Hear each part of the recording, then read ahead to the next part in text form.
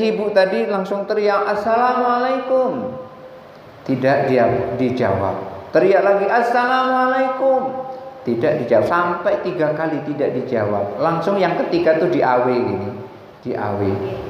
Begitu diawe, macam mana caranya aku mau ke situ, lubang cuma segini. Dibilang niat saja masuk ke sini, lubangnya membesar,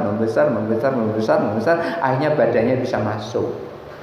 Badannya bisa masuk situ. Nah, begitu masuk langsung tanya, mana aki Allah tuji bisalami. Apa yang menyebabkan kamu enggak mau menjawab salamku? Salam kan ibadah. Dijawab, iya betul, salam ibadah. Ibadah itu di dunia. Kita ini sudah di alam barzah, jadi enggak ada ibadah-ibadah.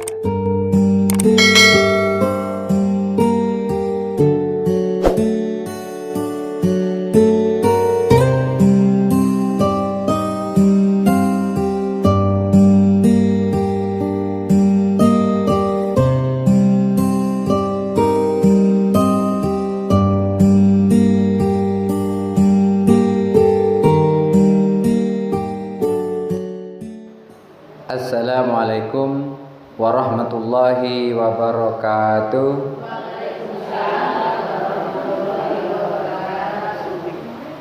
Alhamdulillah, alhamdulillahi rabbil alamin, wa bihi nasta'in wa ala umuri dunya waddin, wassalatu wassalamu ala sayyidil anbiya'i wal mursalin wa ala alihi wa ashabi ajma'in. Rabbi shrah li sadri wa yassir li amri wa hlul 'uqdatam min lisani yafqahu qawli. Amma ba'du. Ibu-ibu pengajian Masjid Sahadatun Najah yang dirahmati Allah, kita teruskan pengajian yang lalu, masih tetap membahas tentang ruh. Apakah kita ketika berziarah ke kubur itu ruh yang ada di dalam kubur tahu kita atau tidak? Maka Ibnu Qayyim al-Jauziyah menjelaskan melalui beberapa riwayat-riwayat yang dijelaskan di dalam kitabnya Ar-Ruh. Bismillahirrahmanirrahim.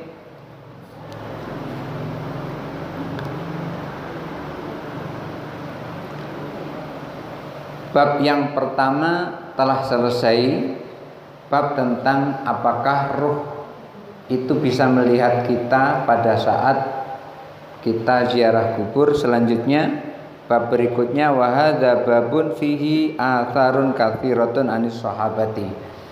Beliau menyampaikan di dalam bab ini banyak sekali asar dari para sahabat. Apa itu asar? Jadi hadis itu ada 3. Yang pertama namanya hadis, yang kedua namanya khobar, yang ketiga namanya asar. Ada 3. Kalau hadis itu adalah semua yang disandarkan kepada Nabi.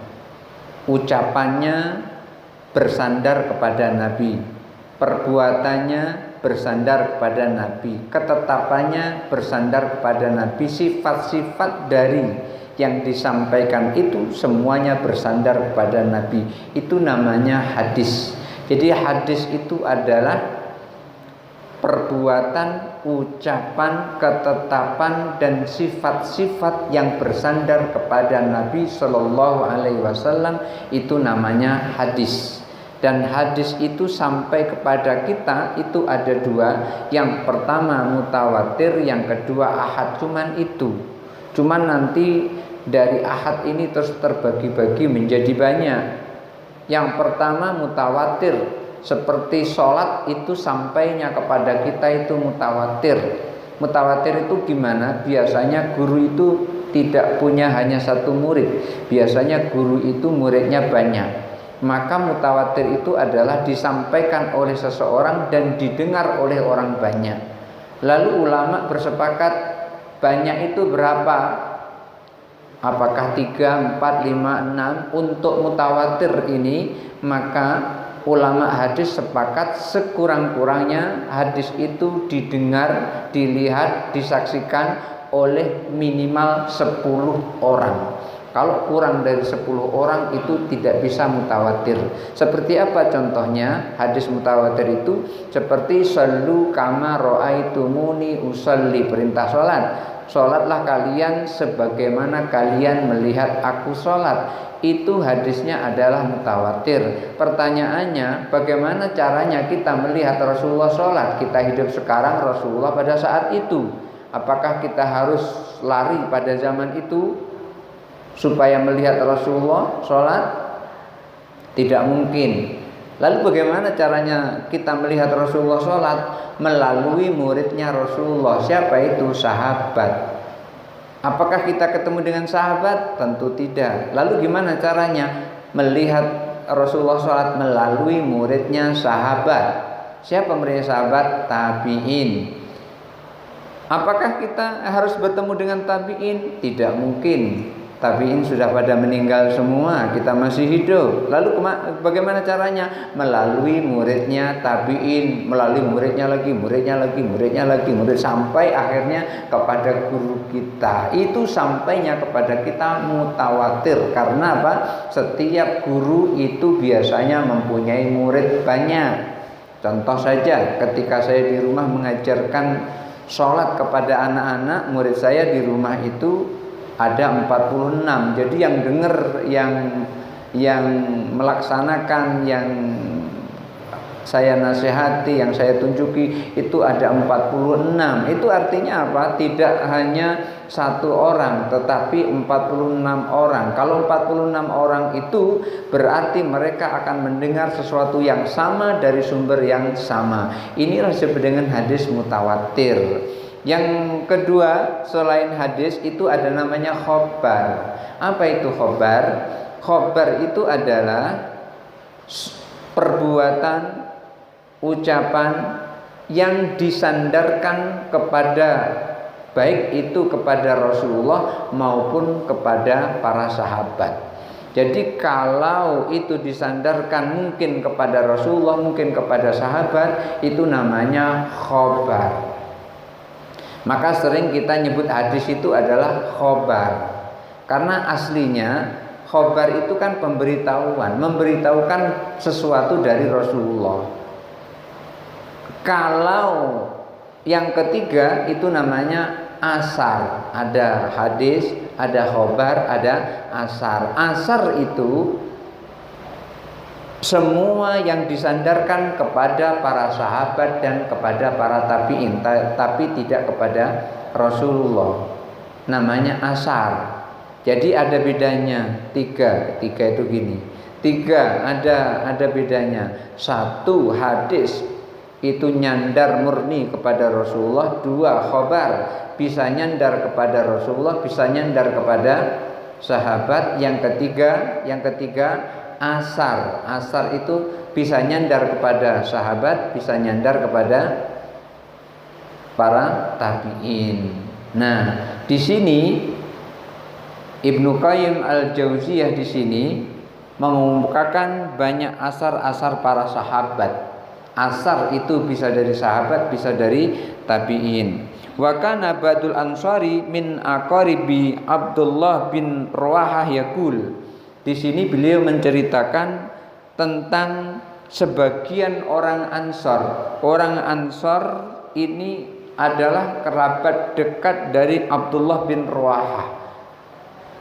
Orang Ansor yang merupakan orang-orang Ansor yang merupakan kerabat dekat dari Abdullah bin Rawahah ini, dia berdoa kepada Allah Subhanahu wa taala. Apa doanya? Allahumma inni a'udzubika min amalin akhza bihi inda Abdullah bin Rawahah. Orang-orang Ansor ini ketika ada di kuburan, dia berdoa kepada Allah, ya Allah, inni a'udzubika, aku berlindung kepadamu, min amalin ahza bihi inda Abdullah bin Rawahah, dari amal yang membuat malu di hadapan Abdullah bin Rawahah. Siapa Abdullah bin Rawahah ini? Abdullah bin Rawahah ini adalah seorang yang telah gugur di medan syahid. Oleh karena itu mereka malu kalau beramal sesuatu yang tidak sesuai dengan yang diajarkan oleh Rasulullah sallallahu alaihi wasallam. Karena yaqulu dzalika, orang-orang Ansar, maksudnya adalah orang Ansar yang merupakan keluarga dekat Abdullah bin Ruwahah ini, mengatakan seperti itu ba'da an istashhada Abdullah, setelah Abdullah bin Ruwahah itu mati syahid, berarti gugur di medan laga, gugur di medan perang, mati syahid. Suatu ketika Rasulullah ditanya, orang kalau berjihad fisabilillah itu seperti apa? Apakah syaja'atan, berjuang karena keberanian, au hamiyatan, atau berjuang karena membela diri, auriyaan, atau berjuang karena pamer?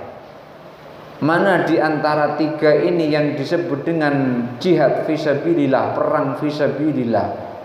Perang karena keberanian, aku ini berani maju ke medan perang. Atau karena membela diri, karena harga dirinya diinjak-injak, kemudian terus maju ke medan perang. Atau untuk menunjukkan kepada orang lain kalau dirinya itu juga berani, riak, pamer, maju ke medan perang. Mana di antara tiga ini? Lalu Rasulullah sampaikan, orang yang maju di medan perang li'ila'i kalimatillahi, untuk meninggikan kalimat Allah, itulah jihad fisabilillah. Ternyata tidak ketiga-tiganya, satu pun tidak. Padahal sahabat bertanya, ayyun min dzalika fisabilillah ya Rasulullah, yang mana di antara tiga itu yang disebut dengan jihad fisabilillah wahai Rasulullah? Ternyata ketiga-tiganya tidak. Yang namanya fisabilillah itu adalah li'ila'i kalimatillah, untuk meninggikan kalimat Allah, untuk menyiarkan kalimat Allah.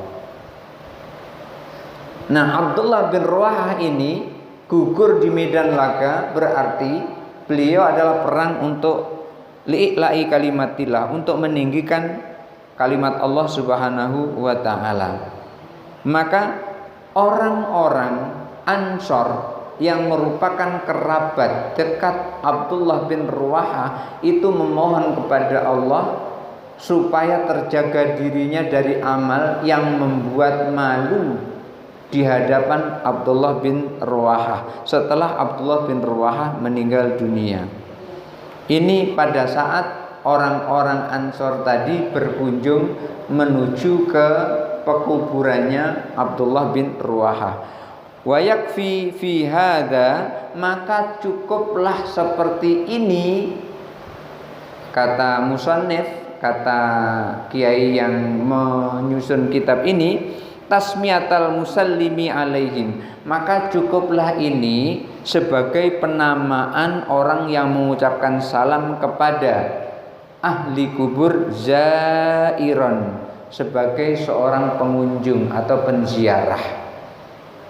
Maka orang yang pergi ke kuburan itu disebut dengan ziarah, maka cukuplah ini, katanya.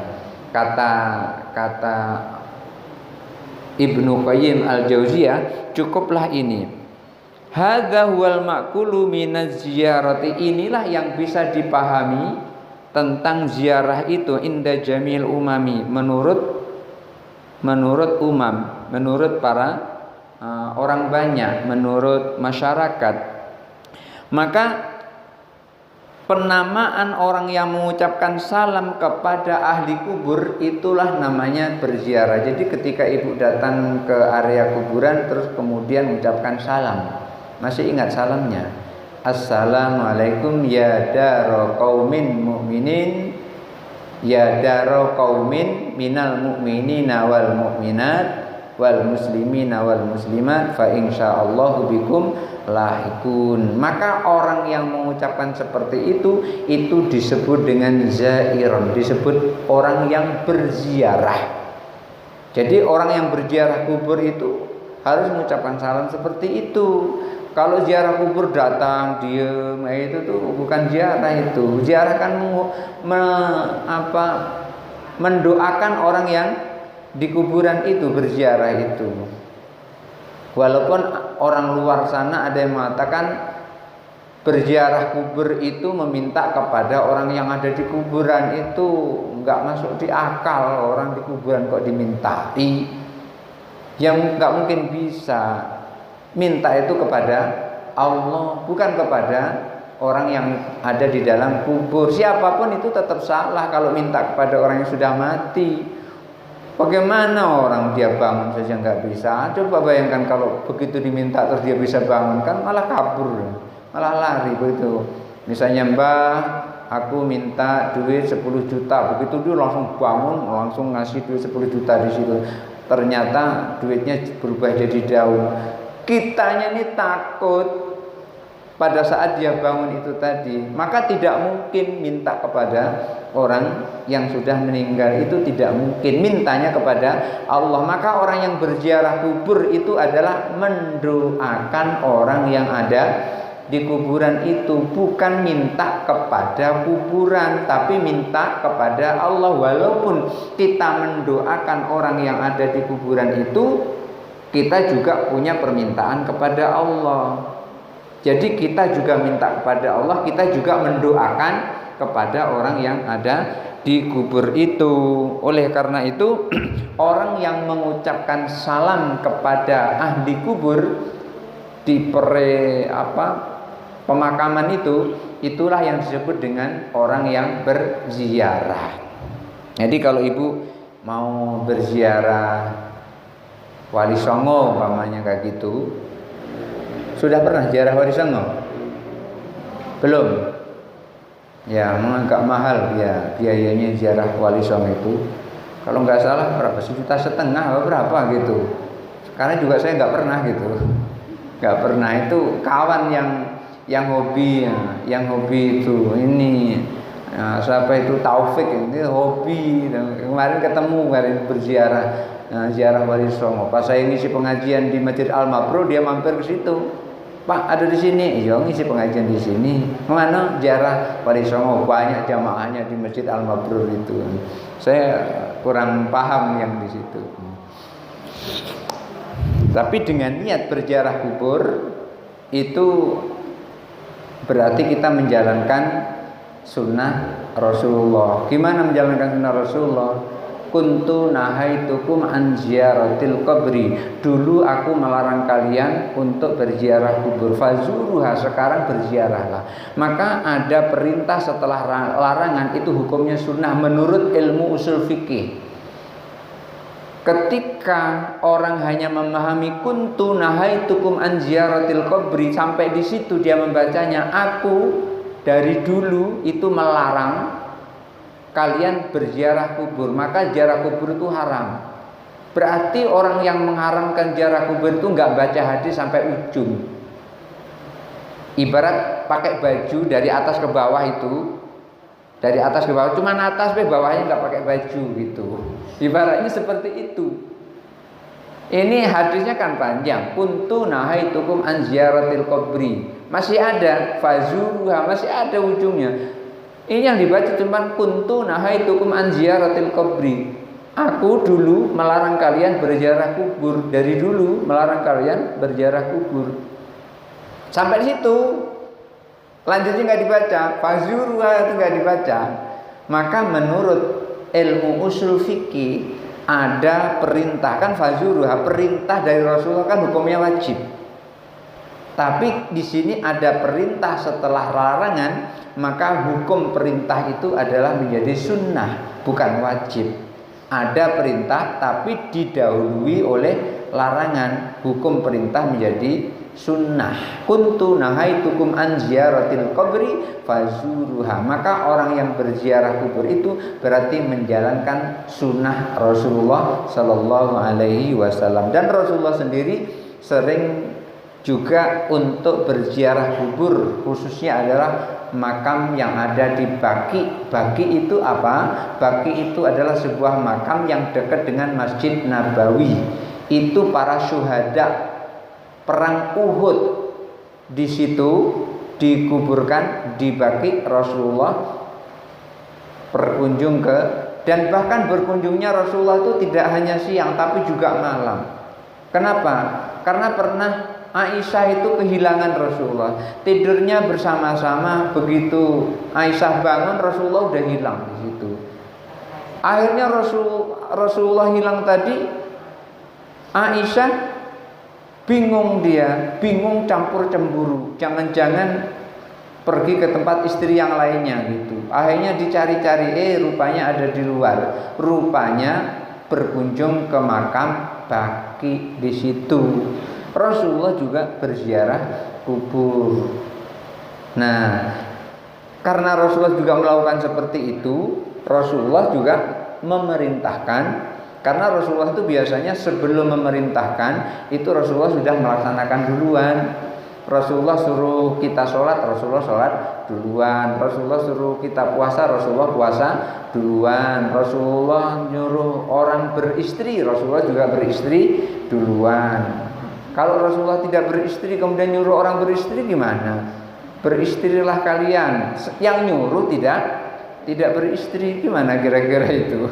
Nah, jadi di sini melaksanakan ziarah kubur itu termasuk melaksanakan sunnah Rasulullah Shallallahu Alaihi Wasallam. Dan orang yang berziarah kubur itu adalah orang yang mengucapkan salam kepada orang yang ada di area kuburan itu, maksudnya kepada ahli kubur.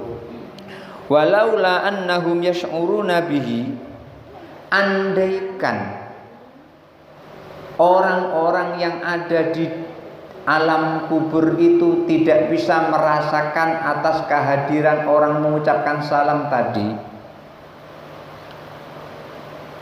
lamma sahha tasmiyatahu zairan, maka tidak sah dinamakan dengan berziarah. Namanya berziarah itu kan mengucapkan salam kepada ahli kubur. Kalau yang diucapkan salam itu nggak merasa sama sekali, yang diucapkan salam itu nggak ngerti sama sekali, yang mengucapkan salam itu nggak tahu sama sekali, itu namanya berziarah apa tidak? Maka dikatakan di sini tidak dikatakan berziarah namanya itu. Kalau saya berkunjung ke rumah ibu, kemudian ibu sama sekali nggak tahu kalau saya datang, kira-kira dinamakan saya berkunjung apa tidak? Saya ke rumah ibu, tapi ibu nggak sama sekali nggak tahu. Kalau saya kunjung ke rumah ibu, pasti ibu tahu. Ketika ibu tahu, itulah namanya saya bertamu. Namanya bertamu itu yang datang dengan yang nyambut, kira-kira ketemu apa tidak? Ketemu, itu namanya bertamu. Kalau bertamu kemudian terus nggak ketemu dengan tuan rumah, itu tidak dikatakan bertamu, itu namanya gagal bertamu itu. Gagal bertamu. Seperti waktu saya di jalan tuh ada gambar namanya gagal bor.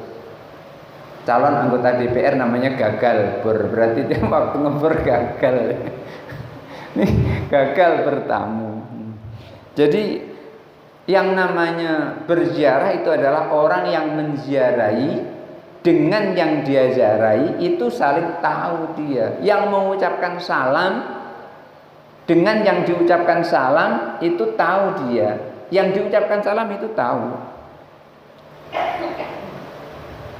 Kalau tidak tahu tidak sah namanya berziarah. Fa innal mazura, karena orang yang diziarahi itu in lam ya'lam bi ziyarati man zarahu, kalau tidak paham, tidak tahu kepada orang yang menziarahinya.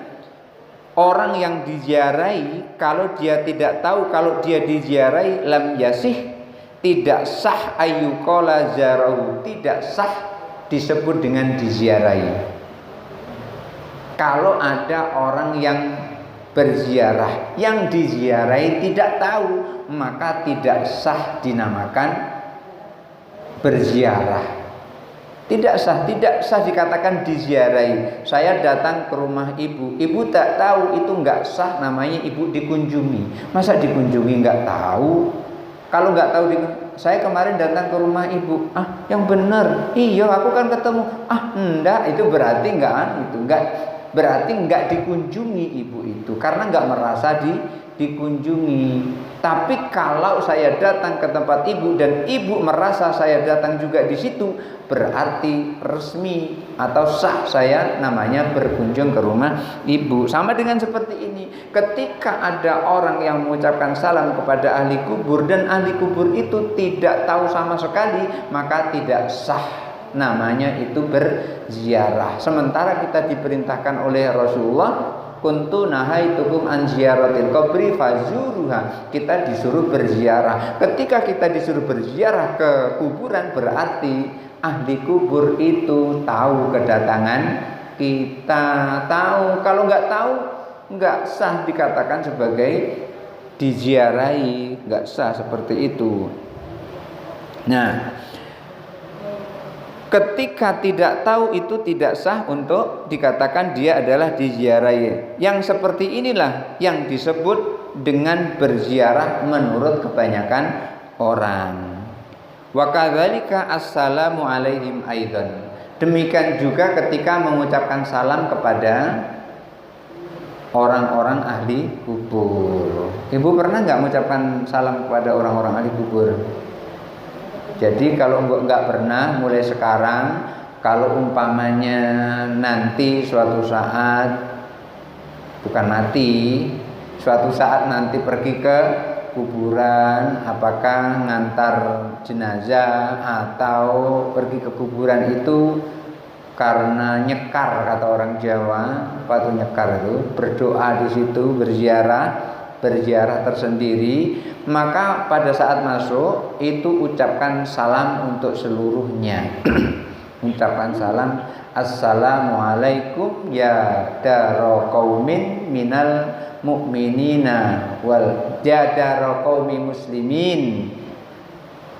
Assalamualaikum ya daro qaumi muslimin wal muslimat, mu'minin wal mu'minat, fa insyaallah bikum lahikun. Atau kalau seandainya susah gitu ya cukup assalamualaikum ya ahlal kubur minal muslimina wal muslimat, sudah gitu aja.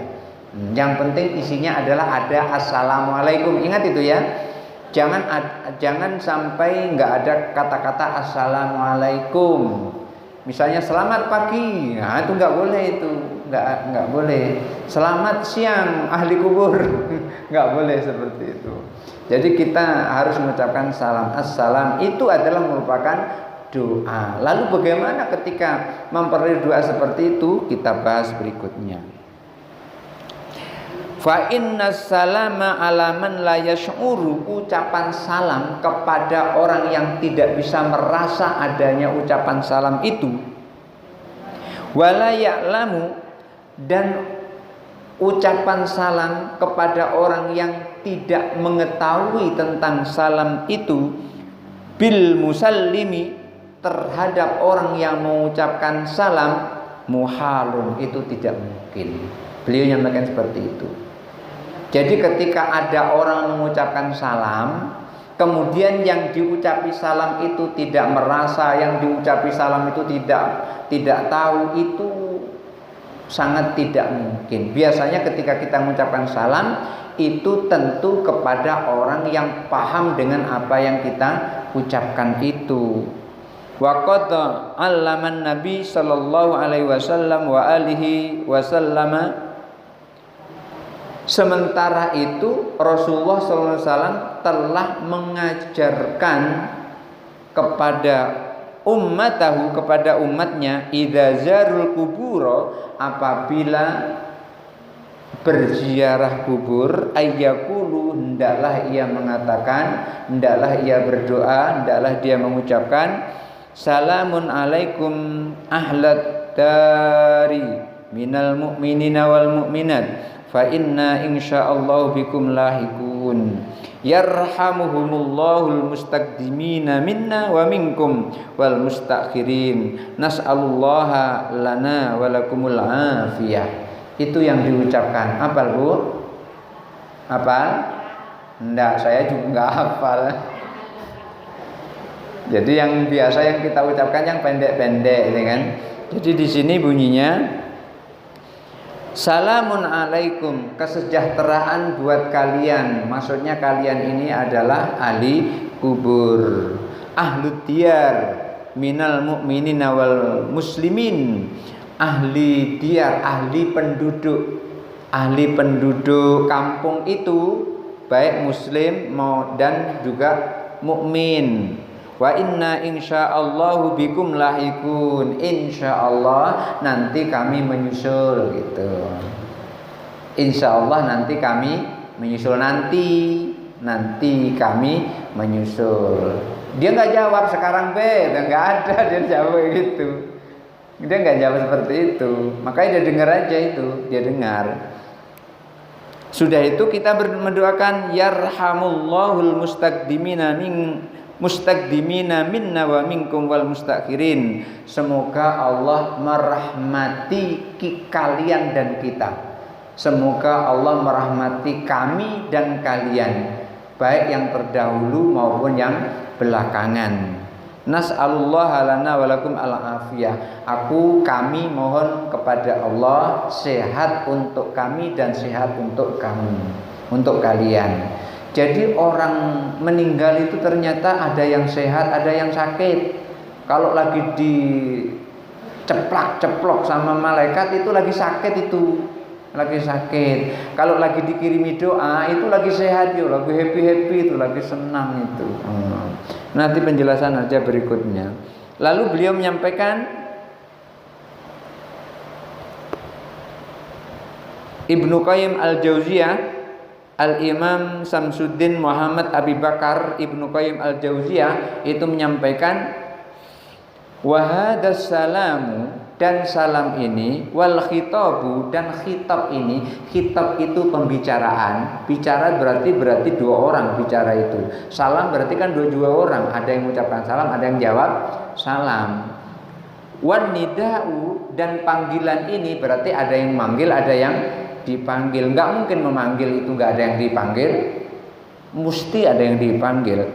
Wa hadzal salamu wal khitab wan nida'u, salam, khitab dan panggilan ini la maujudun, benar-benar ada.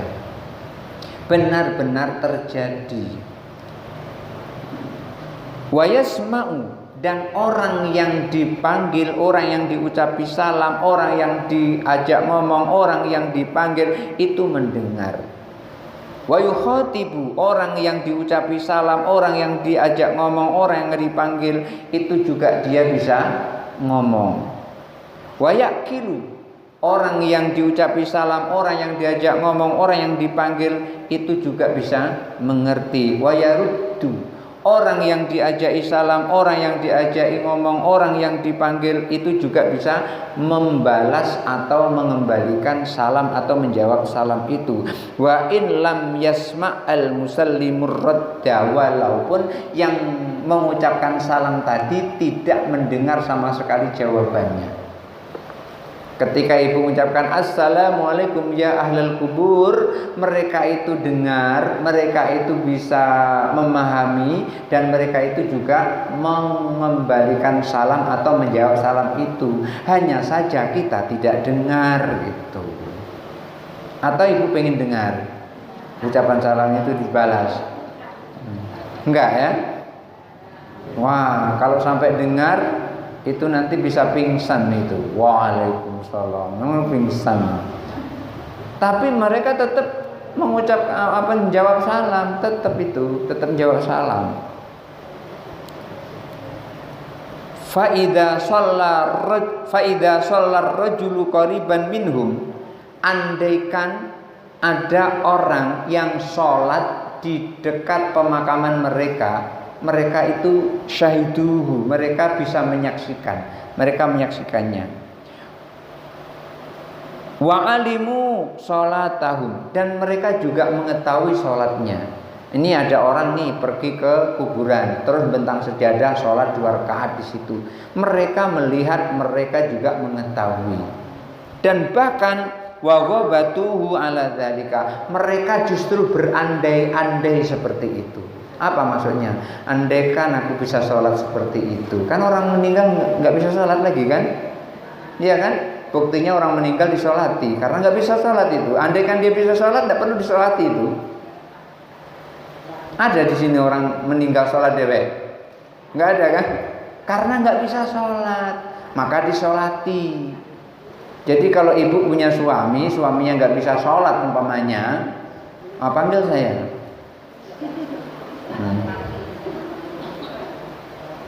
Jadi mereka itu nggak bisa sholat, tapi pengen sekali sholat. Nggak bisa sholat, tapi pengen sekali sholat. Seperti ini contohnya. Ucapan salam itu untuk kita menjadi ibadah, tapi untuk orang yang sudah di alam barzah itu tidak lagi jadi ibadah. Dulu ada seorang laki-laki, anak bujang ini ganteng, anak satu-satunya dari seorang ibu. Maksudnya itu ibu ini punya anak laki-laki. Anak ini sakit, terus diobatkan sampai habis, dokter itu nggak sehat-sehat, tabib habis nggak sehat-sehat. Akhirnya dia pasrah kepada Allah, ya Allah, kalau anakku ini sehat, aku pengen keluar dari dunia ini 7 hari. Bernazar seperti itu. Maksudnya apa keluar dari dunia 7 hari? Mati 7 hari. Pengen mati 7 hari. Ya Allah, kalau anakku ini sehat, aku pengen mati 7 hari. Ditebus sehatnya itu dengan mati 7 hari. Itu dalam kitab Nawadirul Quluyubi. Zaman dahulu. Zaman sekarang kalau pengen juga masih bisa.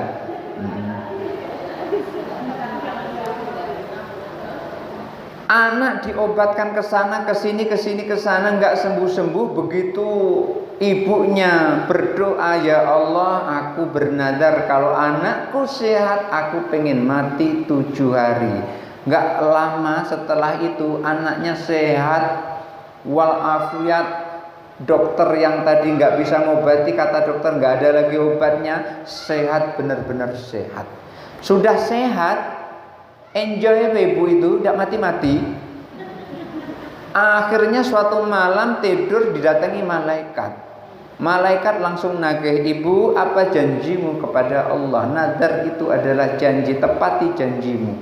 Paginya bangun teratap gitu, langsung dibangunkan anaknya. Nah, waktu kamu sakit kemarin, ibu berjanji kalau kamu sehat, ibu pengen mati 7 hari. Sekarang pergi ke kuburan dan gali kuburan. Akhirnya digali kuburan itu oleh anaknya, dan ibunya masuk ke dalam kuburan persis seperti orang meninggal. Kan dikasih rongga itu kan, dikasih rongga. Orang kalau ngubur kan kasih rongga enggak tuh? Enggak dikubur padat gitu enggak kan, dikasih rongga. Nah, begitu dikasih rongga seperti itu, pas masuk udah dimasukkan di situ, lama-lama kehabisan oksigen, pingsan. Begitu pingsan kan terus sadar lagi, namanya pingsan kan? Kalau pingsan sadar lagi. Pas begitu sadar, dia perasaannya itu di rumah yang sempit, kemudian terus di situ ada lubang sebesar ini. Ada lubang sebesar ini, diincang gini, ditengok lubang itu. Ternyata di balik lubang itu, masya Allah, kebun yang sangat indah. Di situ ada 2 ibu-ibu duduk. Begitu lihat tuh, si ibu tadi langsung teriak, assalamualaikum. Tidak dia dijawab. Teriak lagi, assalamualaikum. Tidak dijawab, sampai 3 kali tidak dijawab. Langsung yang ketiga tuh diawe gini, diawe. Begitu diawe, macam mana caranya aku mau ke situ, lubang cuma segini. Dibilang, niat saja masuk ke sini. Lubangnya membesar, akhirnya badannya bisa masuk. Badannya bisa masuk situ. Nah, begitu masuk langsung tanya, mana aki Allah tuji bisalami. Apa yang menyebabkan kamu enggak mau menjawab salamku? Salam kan ibadah. Dijawab, iya betul, salam ibadah. Ibadah itu di dunia. Kita ini sudah di alam barzah, jadi nggak ada ibadah-ibadah lagi. Kita tinggal menikmati apa yang kita lakukan di dunia. Oh, jadi aku sudah mati, sudah. Nggak sadar rupanya kalau dia sudah mati.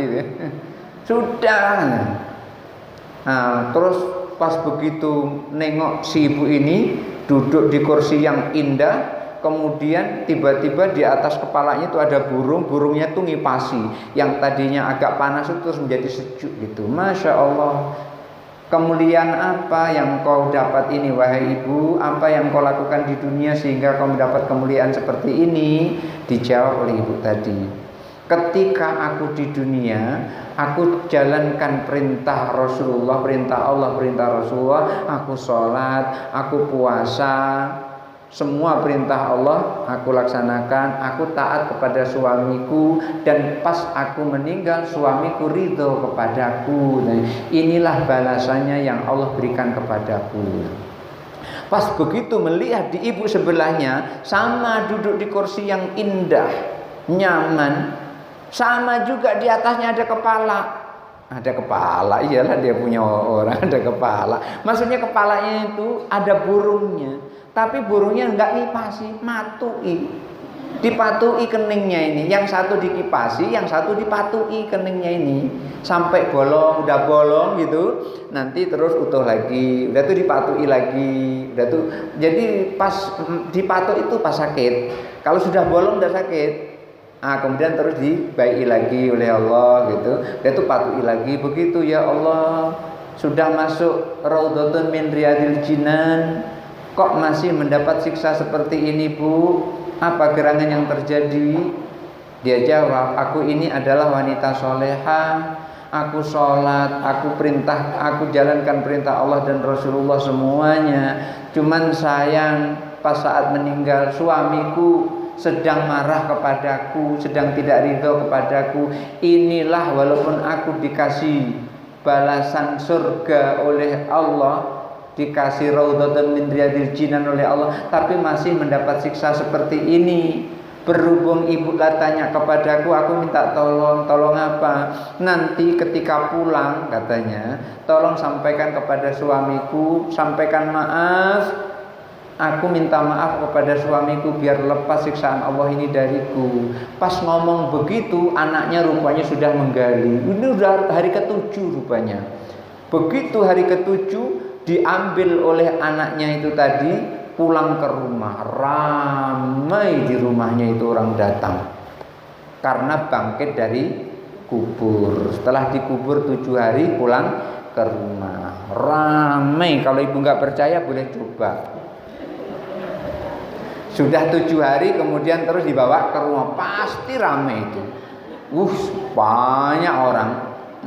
Pas ramai tadi, ternyata si ibu ini melihat laki-laki ciri-cirinya persis seperti yang disampaikan oleh ibu yang dipatuki kepalanya tadi. Pak, sini sebentar. Ada apa, Bu? Apakah benar Bapak punya istri namanya Fulanah binti Fulanah, cirinya seperti ini? Iya, saya punya istri seperti itu.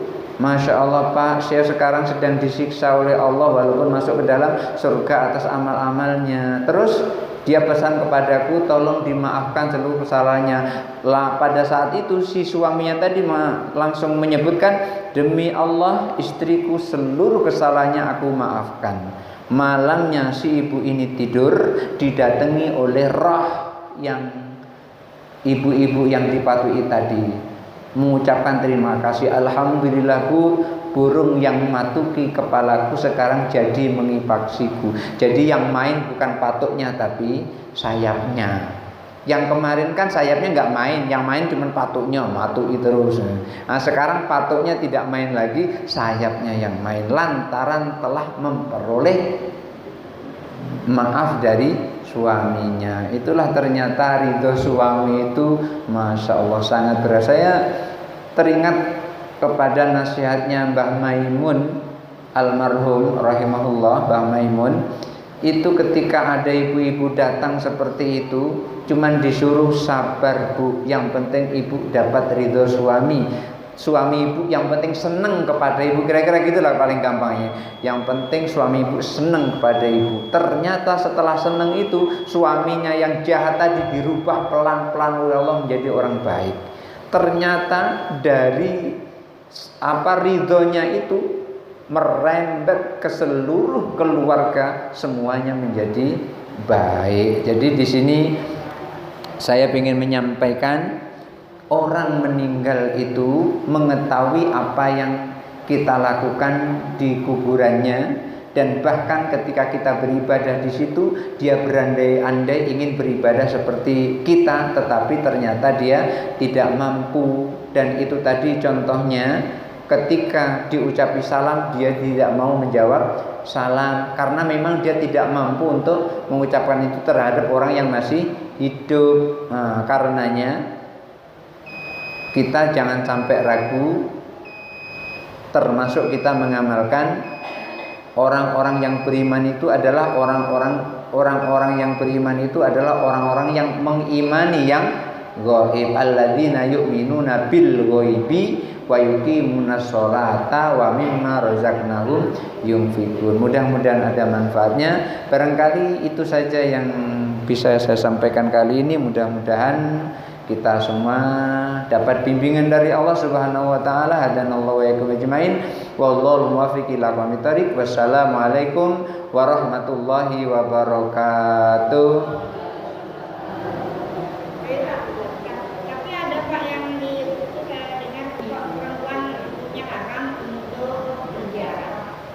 Perempuan hukumnya haram untuk berziarah. Saya belum menemukan hadis yang mengatakan hukumnya haram itu tidak ada. Itu biasanya dari golongan Wahabi yang seperti itu. Tidak boleh istrinya ketika suaminya meninggal mengikuti ke kuburan itu tidak boleh. Yang mengatakan tidak boleh itu hadisnya saya juga belum ketemu yang tidak boleh itu. Yang jelas yang tidak boleh itu adalah ketika nangis terisak-isak, itu yang tidak boleh. Bukan tidak boleh datang ke kuburan, tetapi tidak boleh di kuburan itu nangis terisak-isak. Artinya nangis sampai seperti orang nggak rela kehilangan gitu. Tapi kalau nangisnya itu adalah nangis memohon kepada Allah untuk diampuni dosa-dosanya, itu tidak apa-apa. Misalnya kan, ya Allah ampunilah dosa kita, sampai menangis gitu. Nah Allah maghfir lahu warhamhu, sampai menangis, itu nggak apa-apa, dan bahkan itu bagus. Karena kalau doa sampai menangis, benar-benar tulus menangisnya, itu artinya antara kita dan Allah itu nyambung, seperti itu. Yang tidak boleh itu, hadis yang telah saya baca, yang tidak boleh itu adalah ketika dia pergi ke kuburan, akan tetapi dia terisak-isak di situ seakan-akan dia tidak rela atas kepergiannya. Jadi kalau misalnya ada yang meninggal di antara keluarga kita, ya datang saja ke kuburan, tapi dengan syarat jangan sampai memberatkan si mayat. Seperti apa? Nangis terisak-isak seakan-akan tidak rela atas kepergiannya. Dah, itu saja. Kita sama-sama sholat asar.